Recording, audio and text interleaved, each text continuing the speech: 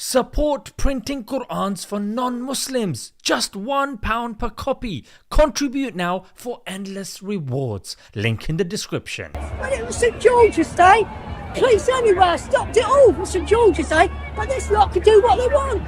Was he there? Was he there on St George's Day? I've got to be honest, I missed it because I do go on there.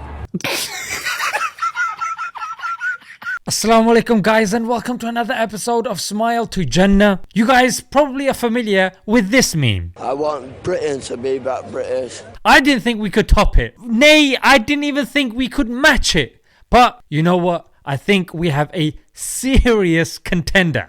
This comes from God. This comes from God. The old lot comes from God, love. Not the bloody Brazilian flags. Now, this auntie or grandma, I mean, you can't even be mad at her because I know she's ranting and raving, but she's got like a cute grandma sort of vibe. However, the points that she's raising is very relevant to what's going on nowadays, yeah? Sure, you're familiar. A lot of protests happening because of the madness that we're seeing happening in Palestine and the countries that have been telling us that they champion human rights. However, here we're seeing a completely hypocritical stance, and people are going back to this. At the end of the day, this is England, love. Well, first thing that I find incredibly strange is, why is it that when a white person settles into another country, they're not called a migrant? Yes, search this up. They are called an expat. I kid you not. However, if a brown guy was to come and settle in a white country, yes, they're called a migrant. Yes, that's right. But let's see what our beloved grandma is saying. Of course, I'm British, born and bred here. This is where my family is. I know the culture knows me. How is that even possible? This is home, you know what I mean? I had to give that disclaimer because we are going to pop the bubble of some of these hardcore English nationalists. This is fucking, where's the Pope St George's Day? Where's the Pope St George's Day? Well, I gotta stop you there, love, because you mentioned St George's Day, yeah? He's the patron saint of England. The flag that you see of England is the St George's flag, and of course we have St George's Day. So this St George individual, has he ever come to the UK? No, he hasn't. He has never stepped foot in this country. In fact, he was from Turkey, and some say that he actually passed away in Palestine. And although we hear these mythical stories of him with the dragon and he was doing this and that, no, it's all make-believe, mate. The reality was, he was just a Christian who was martyred for his faith. There was obviously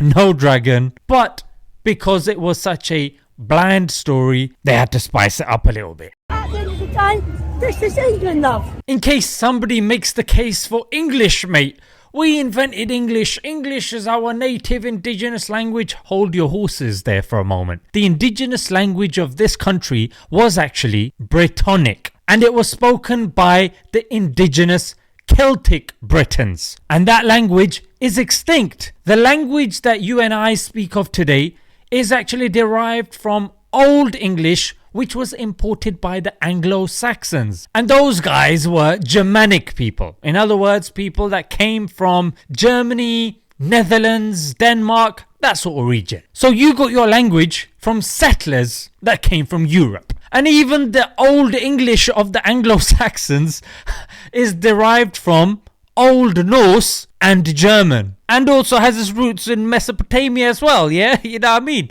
And Mesopotamia is Iran, Iraq, Syria, Turkey. Yeah, this is bloody England, love. England. You respect England. Because even if we go to the whole, we're English, mate. No. The indigenous people here that were even predate the Anglo-Saxons, they were, like I mentioned, the Celtic Britons. Yes, the people that don't get a mention nowadays. The Scottish, the Welsh, and of course, big up, the Irish. These guys were the indigenous folks. These guys were known as the Celtic Britons, or even the ancient Britons. And at their time, there was no such thing as England or English. It's only when the Anglo-Saxons came, like I mentioned, we got Old English, but we also had the concept of England. And even if we say you guys aren't English enough, mate, you gotta be born here to be English. Well, that would be a problem, because Boris Johnson, one of the ex-prime ministers of this country, he wasn't born here. Yeah, he was born in New York. In fact, even the husband of the Queen of England, Prince Philip, he was born in Greece. Yeah, I kid you not. In fact, the Queen's great-great-grandfather was somebody called Prince Albert, and he was German. What are you going to say here? You're going to say they're not English? They're as English as it comes, frankly. Even if you look at the typical English people with the accents, Joanna Lumley. Yeah, she was born in Kashmir. Yeah, Cliff Richard, he was born in India, mate. You know what I mean?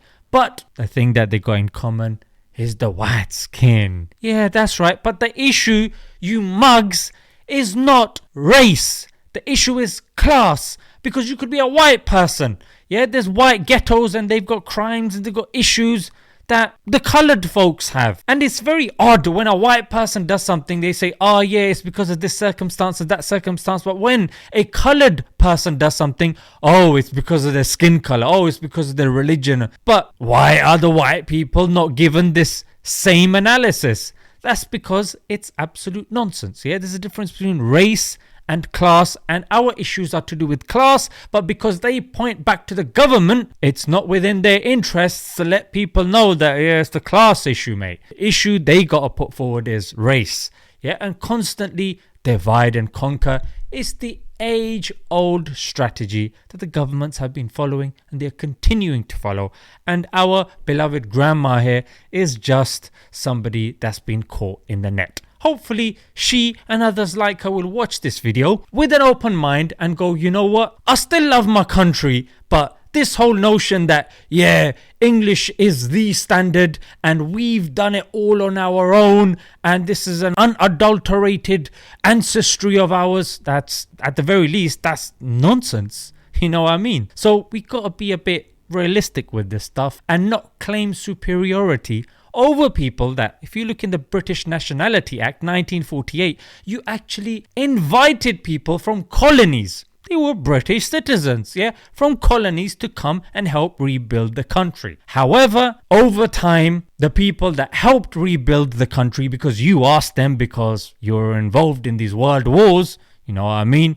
So these people came and helped you out after you had colonized and committed, let's face it, war crimes. Just look at what was done to the Kikuyu tribe, in Kenya. Look at what was done to the Indians in Hindustan. You just need to read a couple of books and you'll know. That's why these people had to go elsewhere for a better life, because you had plundered them. Food for thought. Until next time. Assalamu alaikum.